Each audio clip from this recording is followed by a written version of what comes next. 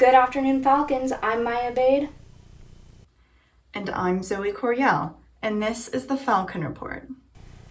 There's no school tomorrow, however, it's not just another day off. Tomorrow is Veterans Day, a day to honor those who have served our country.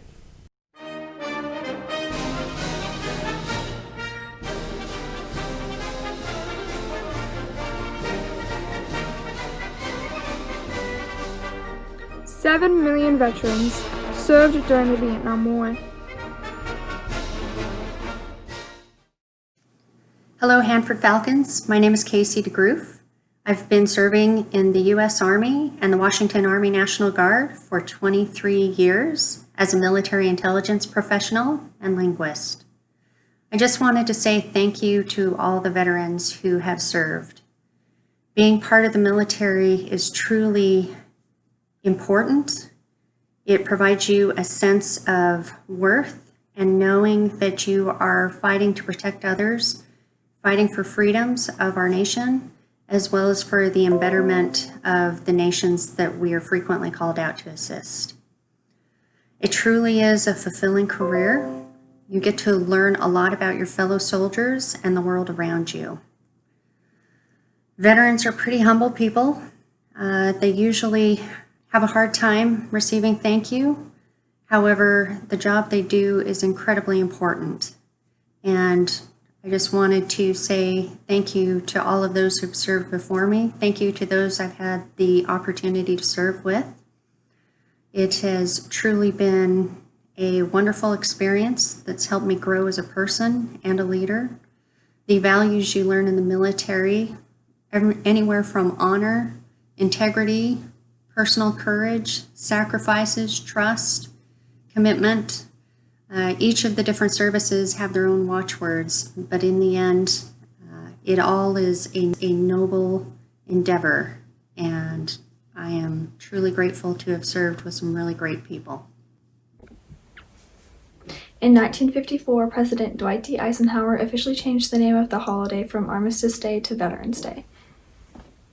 Seniors, don't miss out on the virtual Zoom CBC application workshops. There will be admissions representatives there to help you complete your CBC application and apply for financial aid.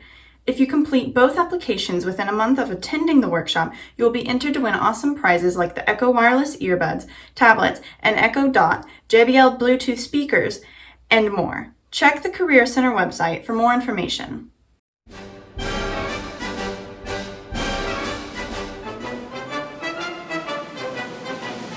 Memorial Day pays tribute to those who lost their lives in combat. Veterans Day pays tribute to all veterans, living or dead. Veterans Day means to me, it's a recognition of the people that have served the country. It's really meaningful when you go to assemblies at school and you're recognized for serving. It always is really an emotional time for me, but I'm just so proud to have served, and it just means a very lot to me. Thanks. 9% of veterans are women. Did you know Math Club is more than just math? Here's Emily with more information. Math Club? What's that doing on the Falcon Report? I didn't come here to see math. I'm here with an interesting proposition for you. Join Math Club. We're not all about math, despite what the name may suggest. You may be saying, well, gee, Math Club, there's nothing that interests me about you. But that's where you're wrong. Here at Math Club, we do more than just compete and be nerds. We also have started weekly puzzles to take your mind off of the stress at school.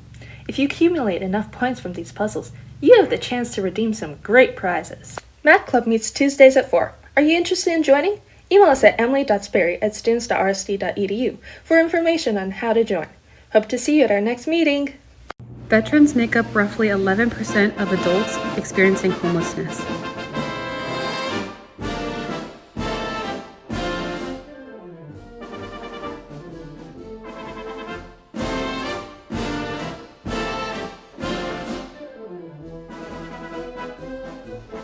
More than 9 million veterans are served each year by the Department of Veterans Affairs.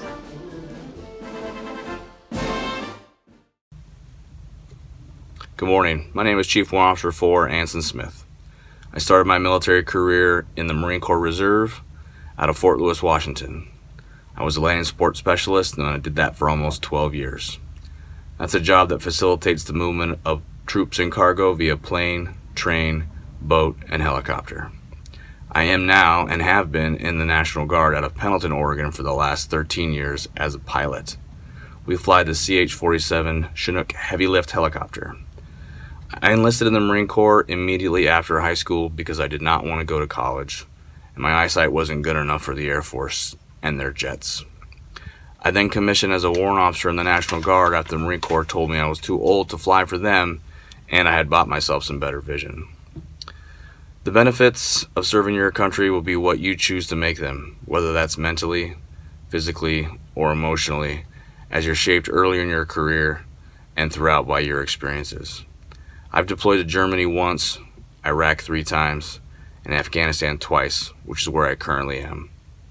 Your Spanish teacher, Mrs. Smith, is my wife. Colin, one of your 9th graders, is my first son, and Jesse, my second son, will join you next year. We are all eager for my safe return from this current deployment. Thank you, and enjoy your day.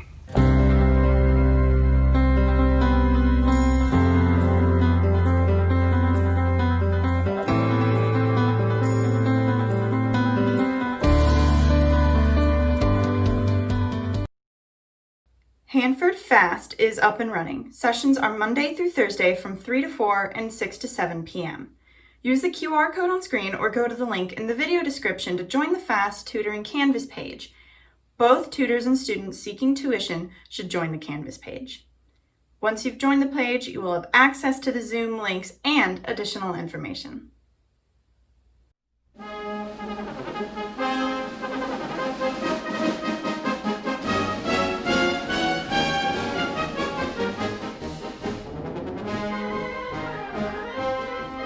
Veterans Day occurs on November 11th every year in the United States in honor of the 11th hour of the 11th day of the 11th month of 1918 that signaled the end of World War I, known as Armistice Day.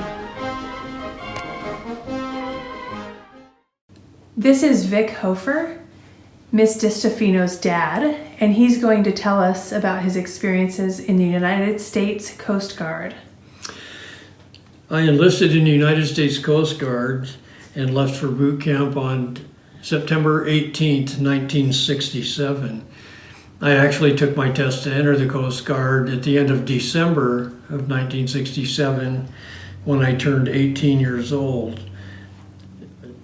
The reason for enlisting was because I wanted to go in something other than the Army or the Marines, and there was no option about military service at that time. I knew I would be drafted if I did not enlist in another service. And in fact, I did get my draft papers in March of 1967 while I was still in high school because I had turned 18 in December.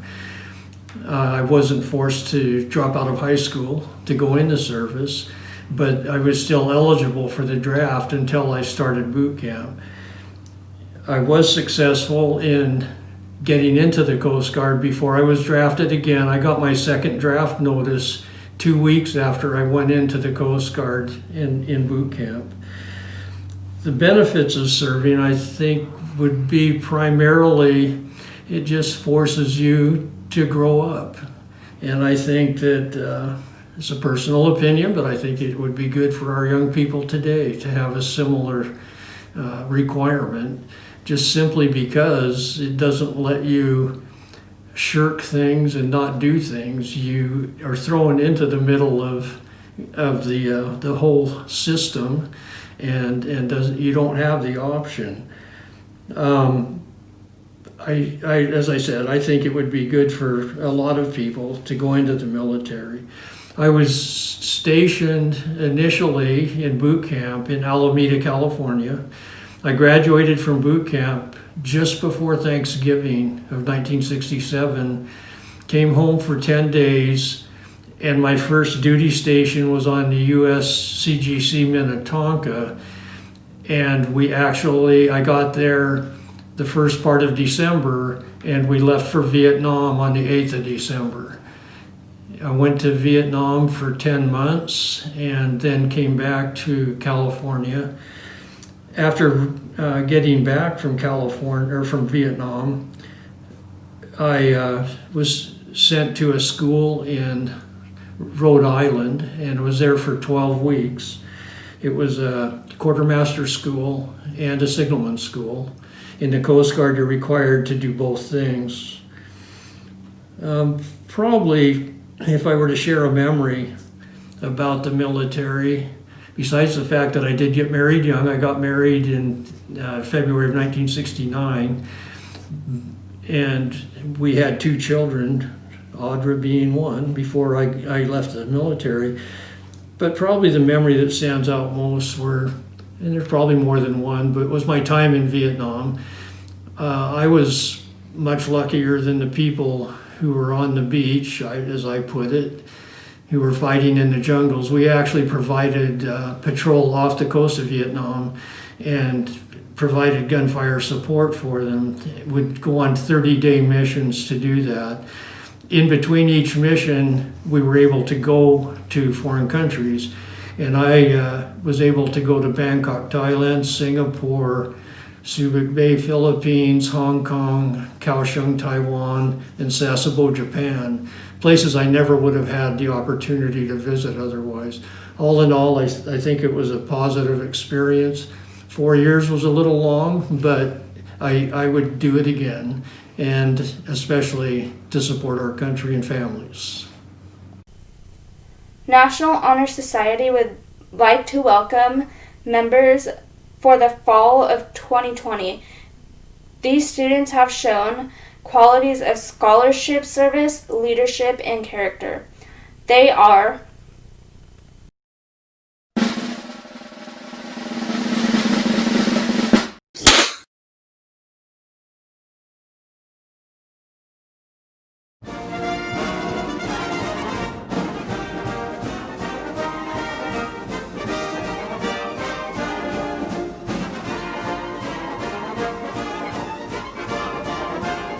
$18.2 million living veterans served during at least one war as of 2018.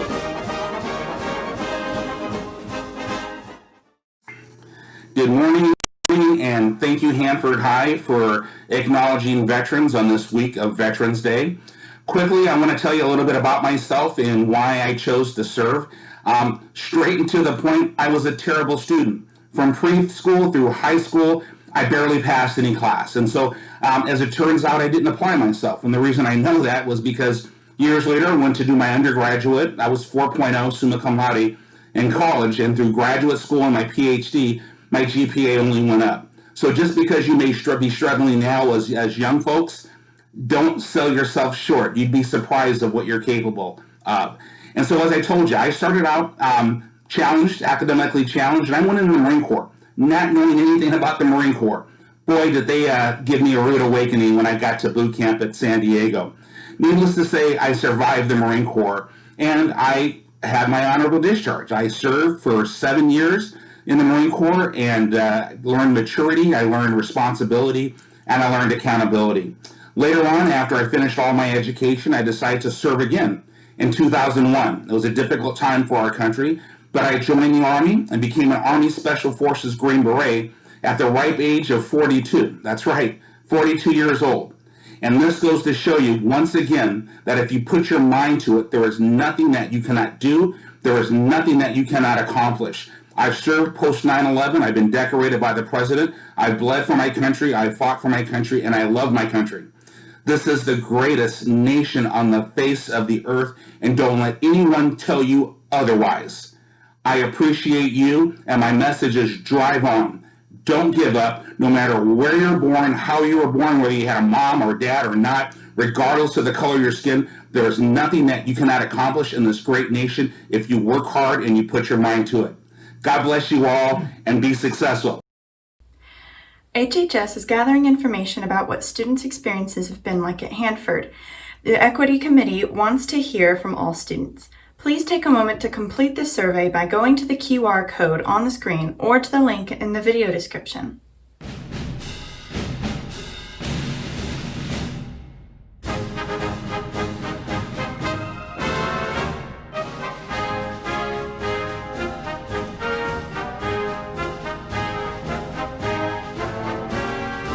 Veterans Day commemorates veterans of all wars.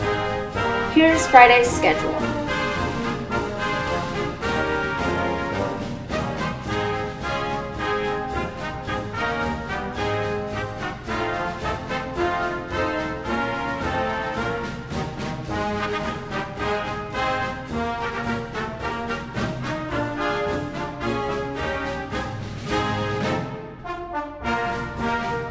Fifty 50% of veterans experiencing homelessness live with a mental illness, like post-traumatic stress disorder.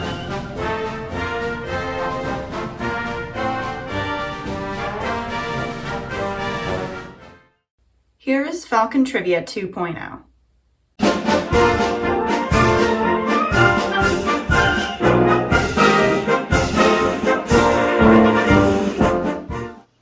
Rise and shine, soldiers! Welcome to Falcon Trivia 2.0. I'm the Colonel-in-Chief of Captivating Questions, Scott Barfuss.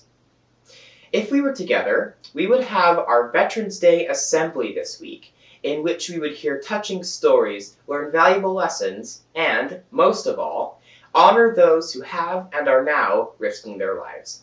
So how about a military-themed question to focus our minds toward these heroes? Here's your weekly ration. In which of these branches of the armed forces is the rank of captain higher than the others?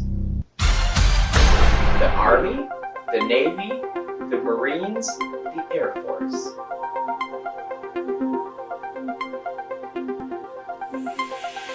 Alright, time's up. Have you made your selection? Let's see if you were right. And the correct answer is the United States Navy. As is the case in most nations, the rank of captain is traditionally higher in naval services compared to ground and air units. More specifically, a captain receives a grade 6 pay in the Navy and the Coast Guard as compared to a grade 3 pay in the Army, the Marines, and the Air Force. Interesting. That's today's Falcon Trivia 2.0 question. If you have any tactical tidbits you want to transmit, open fire at falcontrivia2.0@gmail.com. We'll see you next time. At ease, Private. That's all for today. I'm Myiah Bade. And I'm Zoe Corriell. And this has been the Falcon Report.